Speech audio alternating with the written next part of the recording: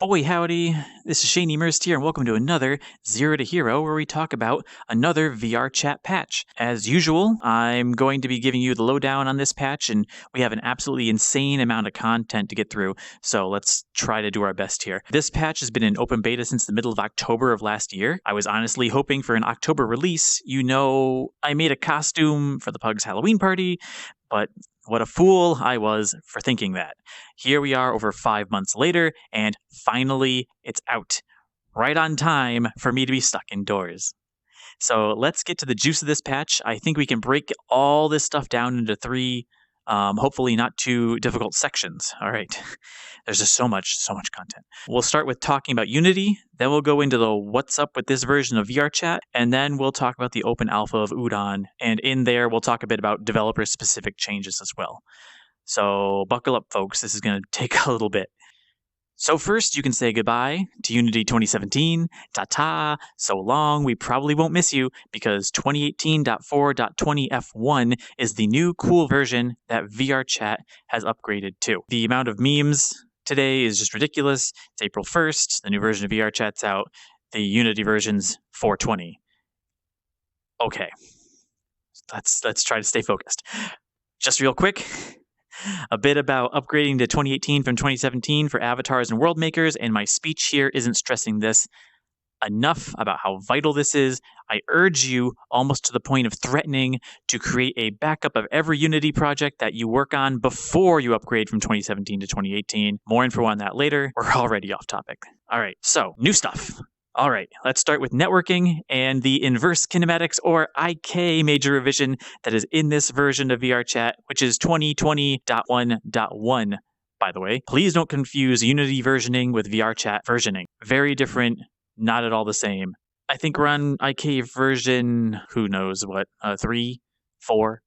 Anyway, it's like we just changed it last year, and the hate train from a lot of people with how mediocre it wasn't unjustified. It didn't catch the intricacies of our movements. It kind of made us look spongy, especially if we were kicking or punching, doing a little bit of flick, just kind of turned into smudge, and it was honestly, it was just bad. But in the name of minimizing the bandwidth cost for VRChat was why it was instituted in the first place. It's a free service, we know how it is, but now this new revision focuses on that bandwidth conservation thing in more intelligent ways that we expected when the last version came out, to be honest. Now the system dynamically increases or decreases the IK data being sent depending on how close you are to the person. So if you're 20 feet out from somebody, you may... So if you're 20 feet out from someone, you may not and should not be able to see particular nuance to someone's movement. But if you're 3 feet away, you just want to be able to feel like you're there with them in the room, like back when we were on 5.6 for those veterans who recall. This finally does that. Or at least we hope it does. We're going to find out. Not only that, drawing using particles or painting using equipment in certain worlds, like all those paint worlds with the pens and stuff, as well as other network synchronized tools, this new networking system makes it work like it's supposed to again. It properly knows that someone is not in your field of view and lowers the bandwidth costs due to that, which makes good sense, since there's no need to receive constant IK updates from someone you can't even see.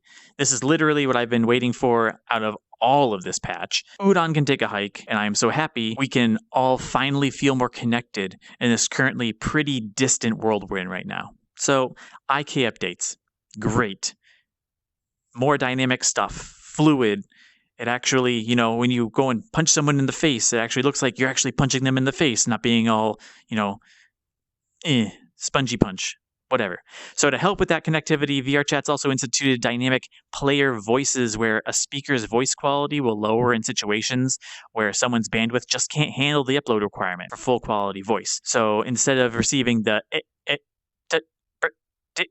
now it'll actually lower the quality of the transmission from, like MP3 level, 128 kbits down to 32 or 64. Yeah, it'll sound more grainy, but it'll be ultimately a better experience because you'll actually be able to hear what they're saying instead of just distant stuttering. It'll help minimizing people getting cut out.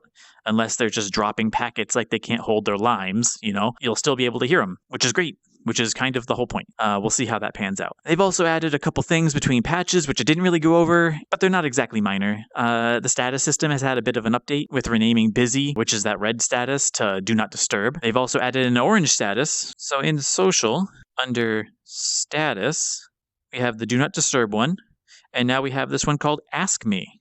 And Ask Me hides your location, but still lets people send invites to you. It's useful when you're, plotting world domination, but you don't want your friends to know which evil layer you're in, or, something like that.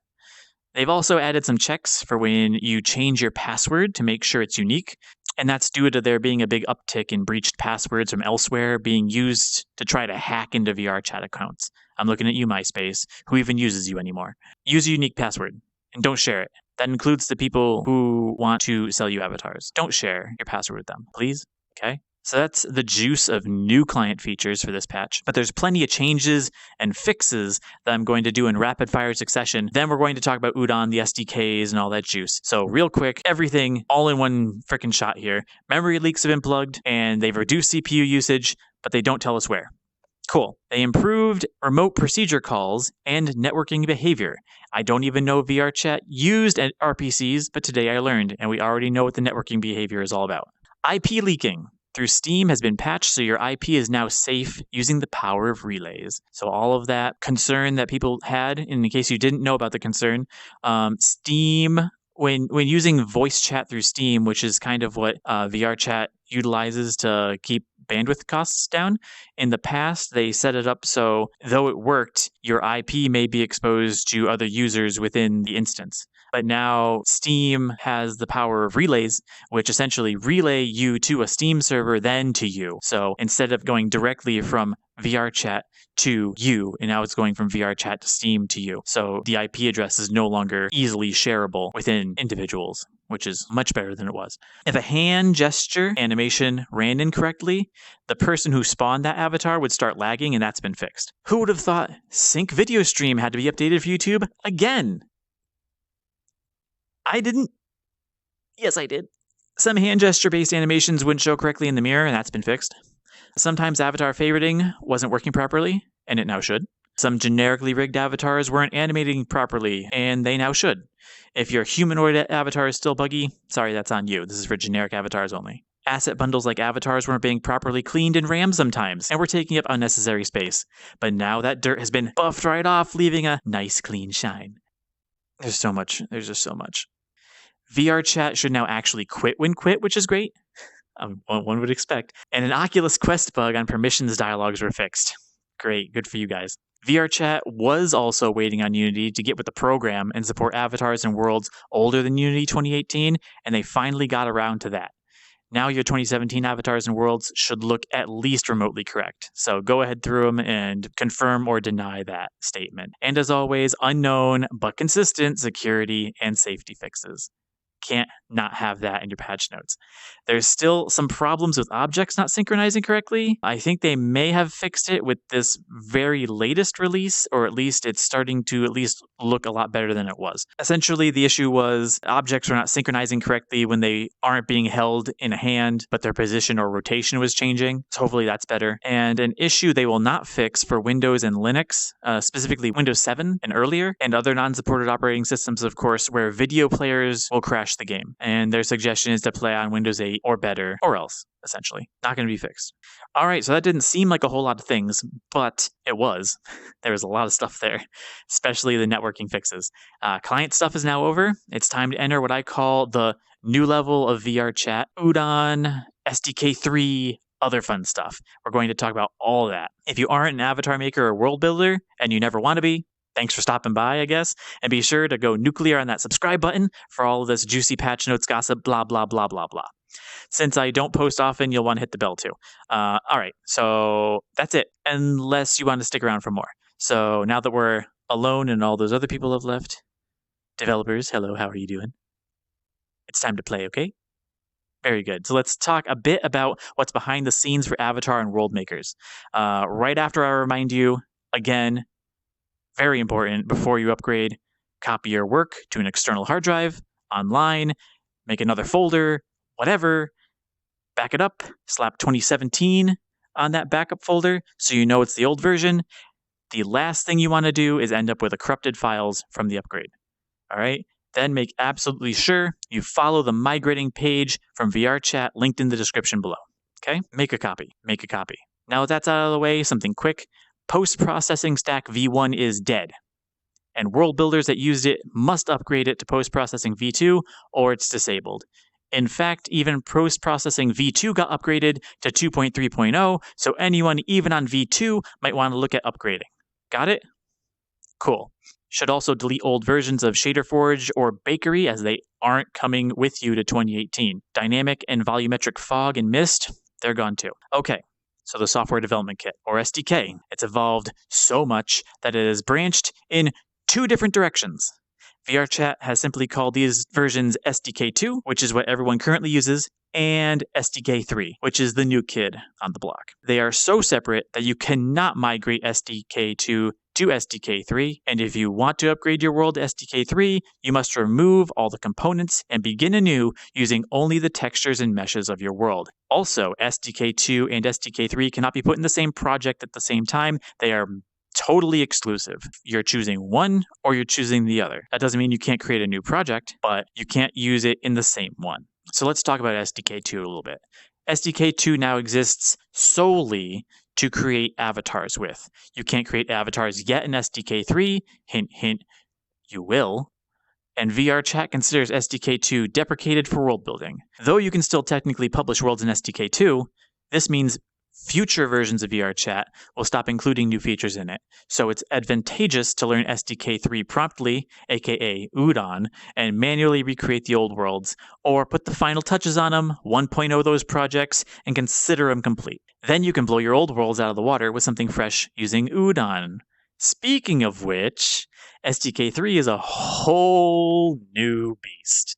It's what world builders should be using from here on out. Because it's totally new, triggers are finito, kaput, gone. All those on-interact drop-downs that you pulled your hair out to or respected with fear don't exist anymore. SDK3 is the Udon branch of VRChat world development, as I've said several times now, and if you want to develop with SDK3, you must go through Udon to accomplish this, which means you must learn Udon's node graphing system if you want to bring your world to life, even with basic buttons or triggers, because, like I said, triggers are gone. You create them now. And because this video can easily hit 30 plus minutes talking about SDK3 and Udon, and there's still so much more to talk about, I'm going to leave those juicy tidbits for another video. Udon some other time. But beyond the Udon split, there are some features that SDK3 has that are not supported in SDK2 and Unity 2018. But first, let's focus on what is new and is supported by both. SDK3 for worlds and SDK2 for avatars only now supports a feature called animation constraints, which is brand new to Unity 2018.4. A constraint component links the position, rotation, or scale of a game object to another game object. A constrained game object moves, rotates, or scales like the game object it is linked to. So people who are listening really well might be thinking, that this is starting to sound like tricks you used to be able to do with Final IK, or messes of rigid bodies with fixed joints, or the VRChat IK follower. And you'd be right. You can take pieces or parts of your avatar or world and match them with other pieces or parts. For example, you could create a cannon, attach it to your shoulder, and aim it using a game object attached to your hand. So like when you go like this, the cannon can look in the same direction that your hand is moved to. And yes, this is for avatars. This is for avatars and worlds. So, for example, in a world, maybe you could create a wheel that you can turn to set the sun. That'd be pretty cool. So that's where SDK2 and SDK3 begin to separate again. Oh boy, it's big. SDK3 doesn't support fizz sound, realistic eye movements, and Unity standard assets as of yet, so keep that in mind. However, VRChat has whitelisted a new system called Particle System Force Field for worlds in SDK3 only. The Particle System Force Field component applies forces to particles in particle systems, which you can use to create an area of influence, gravity, rotation, drag, or other such things, right? So you could, as a simple example, create a totem, right? You create a totem like from World of Warcraft or something like that in a world with particles drifting around and about it.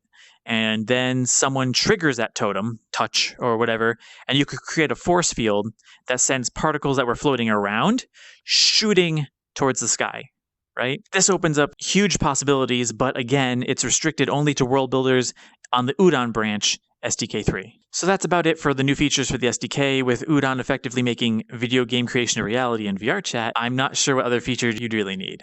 If you have a suggestion or feedback in general for the VRChat team after you've taken a couple full helpings of Udon, you can submit all this to the VRChat canny. They also have ask.vrchat.com online now, which I believe is a forum to talk about Udon and the SDK, avatar creation, all that stuff. All right, that's it. Pretty positive that's it. Please help me hit 1,000 subs by absolutely wrecking that red button below this video. I mean, you could also do it just to keep up with VRChat's latest releases dished out to you in spoken form instead of patch notes.